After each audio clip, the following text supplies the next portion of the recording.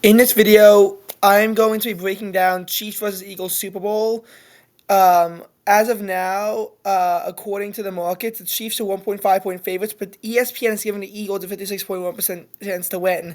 This is an inverse of when they were 5.5 point favorites against the Packers, yet ESPN gave them only a 49.9% chance to win.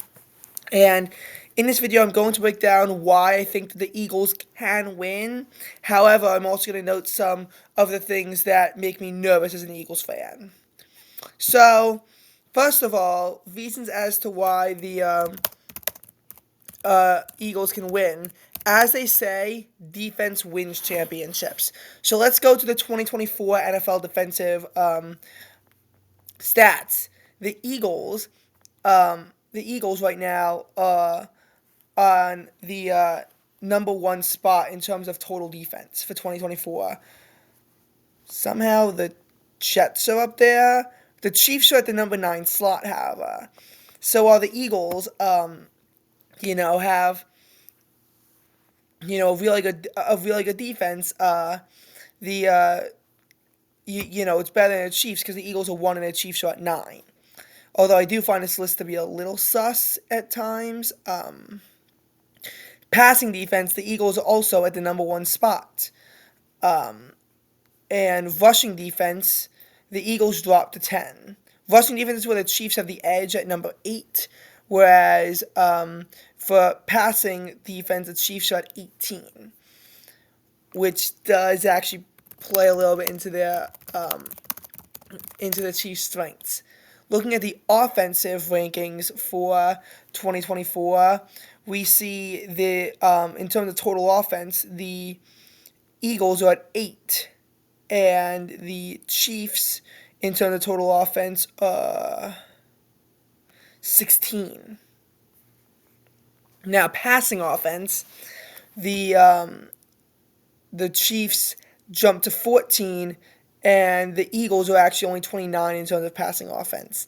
But in terms of rushing offense, the Eagles are at the number 2 spot. Chiefs are at the number 22 spot. So there's a difference there.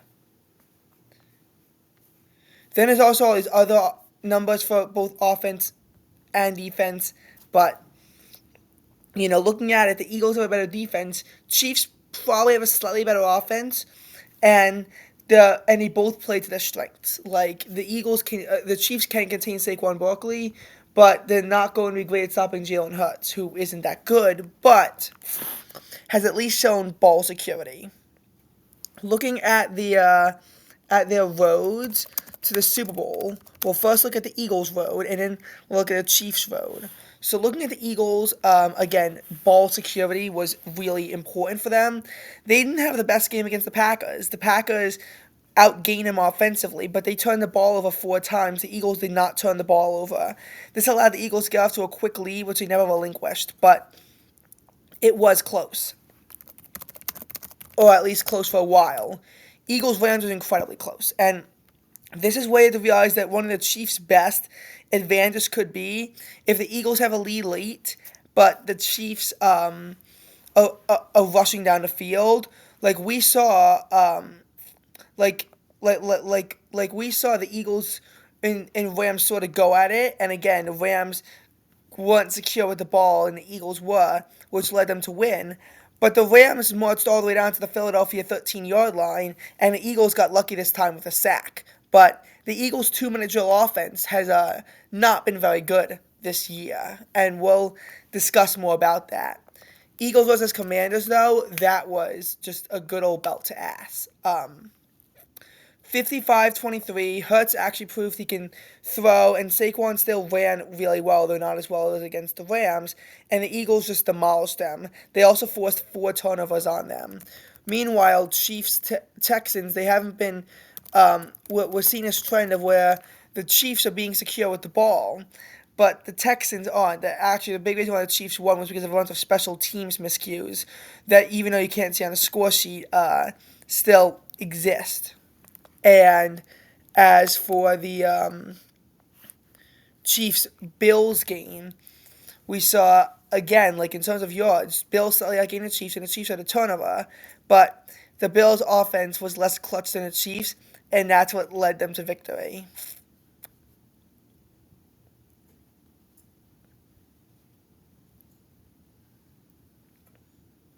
So, one of my major concerns with the Eagles is just how unclutched their 2 minute defense can be.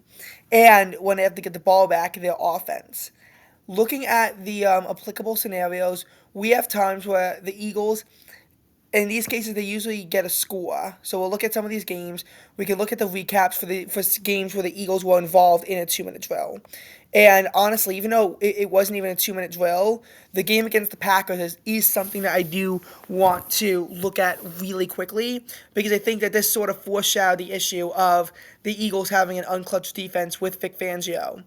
Um, looking at looking at it, in the fourth quarter, they marched 33 yards down the field from the Green Bay 16 to the 33 in 27 seconds. And they have no timeouts, too. Like, it was actually nerve-wracking as an Eagles fan. They even got into Philadelphia territory. If the Eagles were only up 2, I'm legitimately not sure if they would have won the game. Because the Packers might have been able to get into field goal range. They tried a Hail Mary and they had a sack, which was good. But again, the Eagles allowed a lot of yards in that situation. Against the Falcons, the Eagles lost. And while there's a bunch of people to blame for the Eagles' loss, you know, from Sirianni to Barkley, Hurts, the defense really deserves a lot of blame for this one. Because they weren't playing that well all game. And then, in a minute and 5 seconds, they allow a touchdown with the Falcons having no timeouts. And they can't do anything to stop them. Then the Eagles get picked off, which ends the game. Again, another example of them not being clutch. Now, against the Saints, it was the opposite.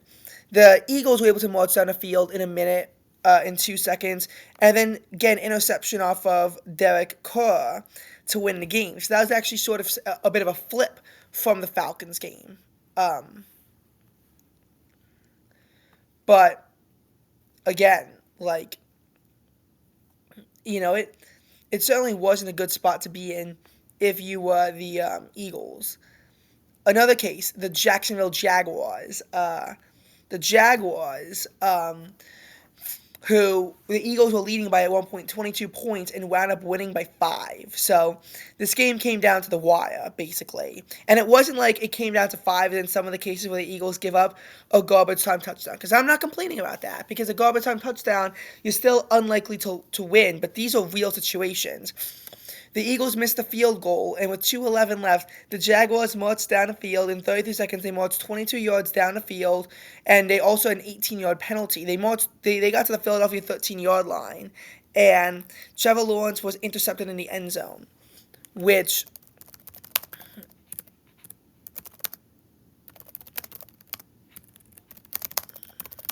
And I think it was more of like a bad throw kind of thing, I want to say.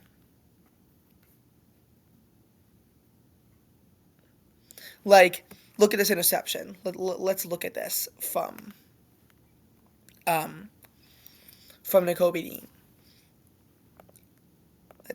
Let's watch it.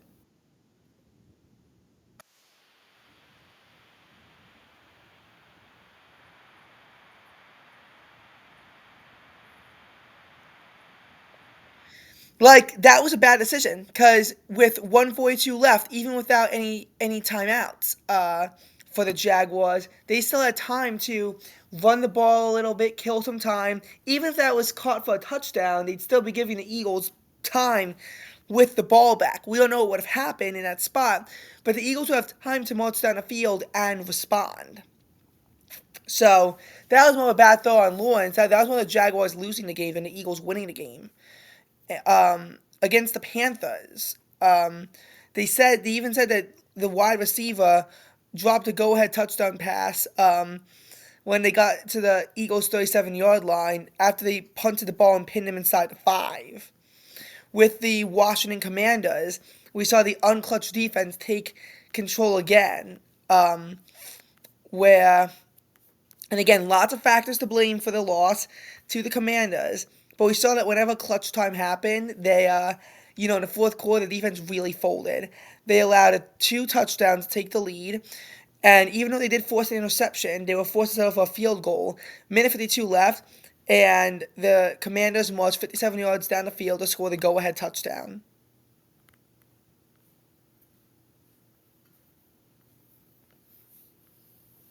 So it's basically been one of those things for the Chiefs, for the Eagles.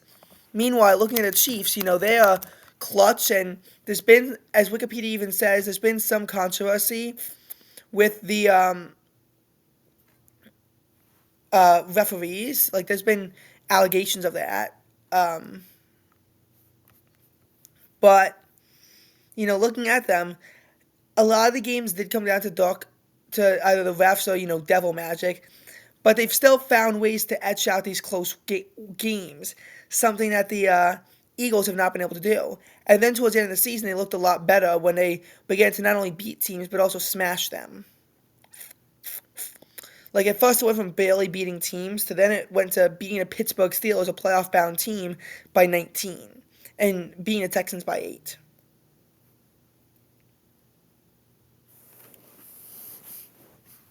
So, it was one of those kinds of, really annoying things for the Chiefs, because they can etch out close wins.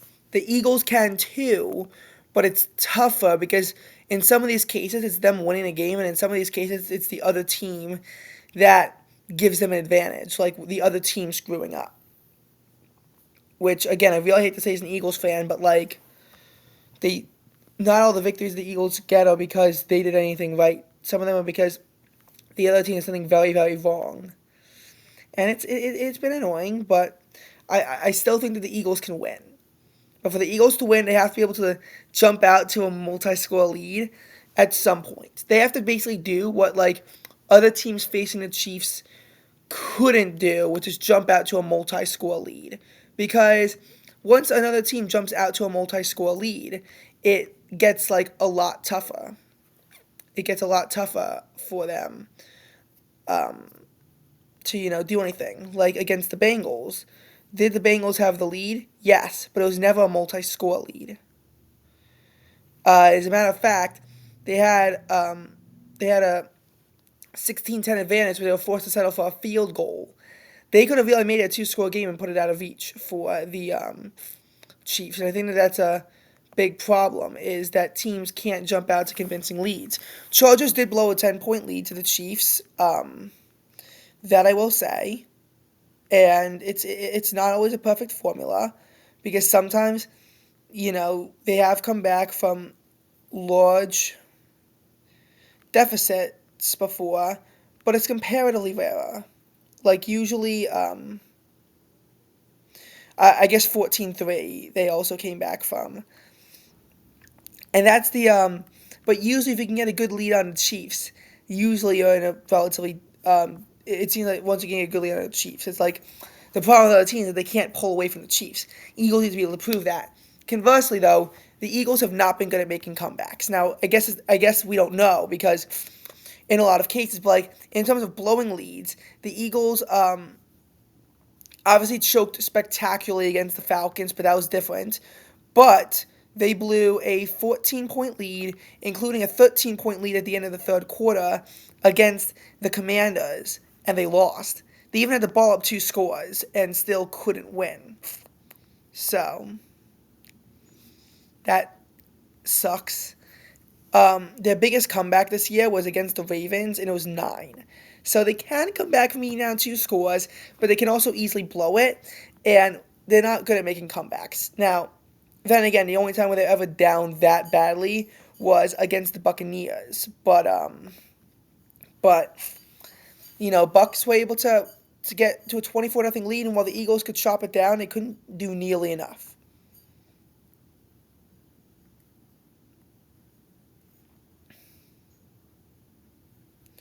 So, it's just been a game. Not a game. It's just been, like, interesting for the Eagles as to how they respond. Like, like, can one team bury the other? Because I think that if one team can't bury the other, I think the Chiefs are going to win. I think the Eagles need to at some point get to a 2-score lead. They can let it go down to 1 at some point, but they really need to let it be a 2-score lead. And if they score late and give the Chiefs the ball back, we got to hold our breaths because the Eagles' 2-minute defense is not good. And I'm not going to show you an example last year because it was different defensive coordinators when the whole defense stunk. But the Dolphins also had Fangio as their defensive coordinator and allowed this game to happen when they had the Titans make a huge comeback against them. 14 points and 4 minutes left, and the Dolphins still choked in regulation.